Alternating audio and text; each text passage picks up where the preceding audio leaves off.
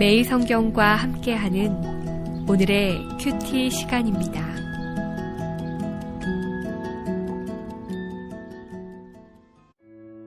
(7월 18일) 오늘의 말씀은 사무엘하 3장 27절에서 39절입니다. 아브넬이 헤브론으로 돌아오매 요압이 더불어 조용히 말하려는 듯이 그를 데리고 성문 안으로 들어가 거기서 배를 찔러 죽이니 이는 자기의 동생 아사엘의 피로 말미암음이더라.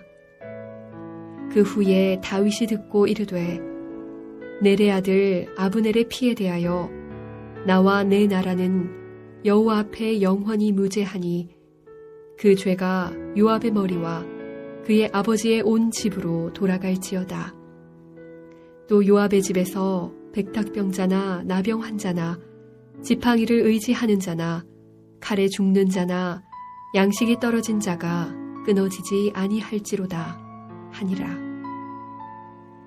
요압과 그의 동생 아비새가 아브넬을 죽인 것을 그가 기브온 전쟁에서 자기 동생 아사헬을 죽인 까닭이었더라. 다윗이 요압과 및 자기와 함께 있는 모든 백성에게 이르되 너희는 옷을 찢고 굵은 배를 띠고 아브넬 앞에서 애도하라 하니라.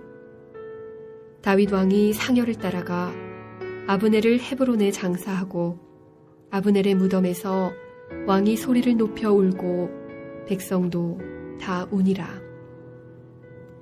왕이 아브넬을 위하여 애가를 지어 이르되 아브넬의 죽음이 어찌하여 미련한 자의 죽음 같은고 내 손이 결박되지 아니하였고 내 발이 착고에 채이지 아니하였거늘 불의한 자식의 앞에 엎드러짐같이 내가 엎드러졌도다 하매 온 백성이 다시 그를 슬퍼하여 우니라. 석양에 뭇 백성이 나와 다윗에게 음식을 권하니 다윗이 맹세하여 이르되 만일 내가 해지기 전에 떡이나 다른 모든 것을 맛보면 하나님이 내게 벌 위에 벌을 내리심이 마땅하니라 하매 온 백성이 보고 기뻐하며 왕이 무슨 일을 하든지 무리가 다 기뻐하므로 이날에야 온 백성과 온 이스라엘이 넬의 아들 아브넬을 죽인 것이 왕이 한 것이 아닌 줄을 아니라. 왕이 그의 신복에게 이르되 오늘 이스라엘의 지도자요 큰 인물이 죽은 것을 알지 못하느냐. 내가 기름 부음을 받은 왕이 되었으나 오늘 약하여서 스루야의 아들인 이 사람들을 제어하기가 너무 어려우니 여호와는 악행한 자에게 그 악한 대로 갚으실지로다 하니라. 사랑하는 매일 성경 가족 여러분, 7월 18일 월요일입니다. 한 주를 시작하는 오늘 하나님이 주신 우리들의 삶의 터전에서 말씀 묵상과 기도로 하루를 시작하는 귀한 복 누리시기를 바랍니다. 온갖 정치적 수단을 발휘하며 생명과 권력을 보장받았던 아브넬이 오늘 요압에게 죽임을 당했습니다. 교활하다 할 만큼 정치적 소환이 뛰어났던 아브넬이었기에 갑작스런 죽음이 당황스럽기까지 합니다.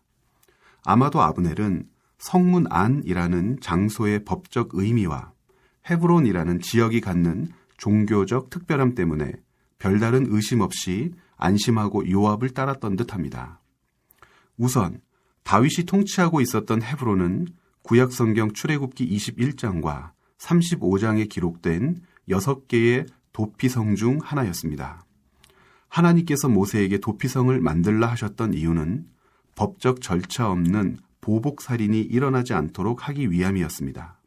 즉, 사람을 죽인 살인자라도 복수자들을 피해서 재판장들 앞에 서서 자신을 변호할 기회를 얻을 때까지 생명을 보장해 주도록 했던 장소가 바로 도피성입니다. 또 요압이 아브넬을 은밀히 데리고 들어갔던 성문 안이란 표현은 구약 성경에서 재판을 진행하고 판결하는 장소였습니다.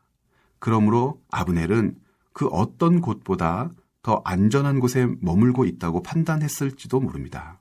왜냐하면 요압이 자기 동생 아사헬을 죽였다는 이유로 율법의 정의를 실현해야 하는 성문과 변호할 기회를 부여해야 하는 도피성에서 율법의 명령을 어기고 피해 복수를 감행한다는 것은 있을 수 없는 일이었기 때문입니다.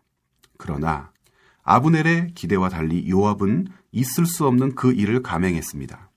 동생 아사헬에 대한 복수 의지가 율법의 명령보다 더 강하게 작용했기 때문입니다. 요압에게 도피성으로 지목된 헤브론이 갖는 지역적 의미나 재판을 진행하는 성문의 장소적 의미 모두 무의미했던 것입니다. 요압의 돌발적 행동으로 다윗도 큰 정치적 위기에 놓이게 됩니다. 아브넬과 계약을 맺었던 이스라엘의 장로들과 베냐민 지파 사람들에게 아브넬이 헤브론에서 죽었다는 사실은 위협이 될 수 있을 만한 사건입니다. 왜냐하면 아브넬은 자신들의 대리자로 헤브론을 방문했기 때문에 아브넬을 죽였다는 것은 다윗이 이스라엘의 장로들과 베냐민 지파의 요구를 거절하고 전면전을 선포한 것이 되기 때문입니다. 다윗은 이러한 관계를 너무나 잘 알고 있었기 때문에 정치적으로 오해를 사지 않기 위해서 몸부림칩니다. 음식을 먹지 않으면서까지 누구보다도 아브넬의 죽음을 슬퍼하는 모습을 보였고 아브넬의 장례를 국장 못지않게 치러줍니다. 다윗도 아브넬이 그랬던 것처럼 위기의 순간을 모면하고 이스라엘 전체의 지지를 다시 확보하는데 성공합니다. 그래도 걸림돌이 있다면 요압입니다. 요압이 말을 듣지 않습니다. 다윗은 요압이 섬기는 왕이었지만 요압을 다스리고 굴복시키기에 힘이 없다고 탄식합니다. 왕이 신하를 두려워하는 어처구니 없는 모습은 아브넬 앞에 이스보셋을 연상시킵니다. 다윗이 하나님을 찾지 않고 하나님을 의지하지 않는다면 다윗과 이스보셋이 다를 것이 없고 다윗과 아브넬이 다를 것이 없습니다. 자기 계획대로 되지 않는 정치적인 상황은 인간의 꾀를 의지해 위기를 기회로 바꾸어야 하는 순간이 아니라 하나님만 의지하고 신뢰해야 함을 깨닫는 순간이어야 합니다. 인간의 한계는 결단코 하나님의 한계일 수 없습니다. 하나님을 의지하지 않는 인간의 한계이고 인간의 실패일 뿐입니다. 다윗이 정말 두려워해야 할 것은 이스라엘 장로들과 베냐민 지파와의 계약이 무산될 상황도 아니고 자신의 힘으로 제어할 수 없을 만큼 커버린 요압도 아닙니다. 오늘 말씀을 묵상하면서 위기를 헤쳐나가는 우리들의 방법들을 점검하기를 바랍니다. 모든 상황에서 하나님을 신뢰하고 의지하고 계십니까? 여러분을 안심하게 하고 평안하게 하는 것은 무엇입니까? 아브넬의 어처구니 없는 죽음을 통해서 우리가 하나님 앞에 어떤 인생을 살고 있는지, 하나님을 어떻게 기대하며 신뢰하고 있는지 점검하는 오늘 하루 되시기를 바랍니다. 함께 기도하겠습니다. 살아계신 하나님, 가장 안전한 장소, 평안을 약속해 주었던 장소에서 아브넬이 최후를 맞이합니다. 아브넬과 함께하지 않으셨던 하나님, 아브넬의 인생을 통하여 우리에게 오늘도 말씀해 주시는 줄 믿습니다. 하나님께서 우리에게 요구하시는 것들에 대하여 우리가 어떻게 반응하며 살아가야 되는지 오늘 하루의 삶을 살아가는 동안 분명히 깨닫고 점검하게 하여 주옵소서. 감사드리며 예수님의 이름으로 기도드렸습니다. 아멘.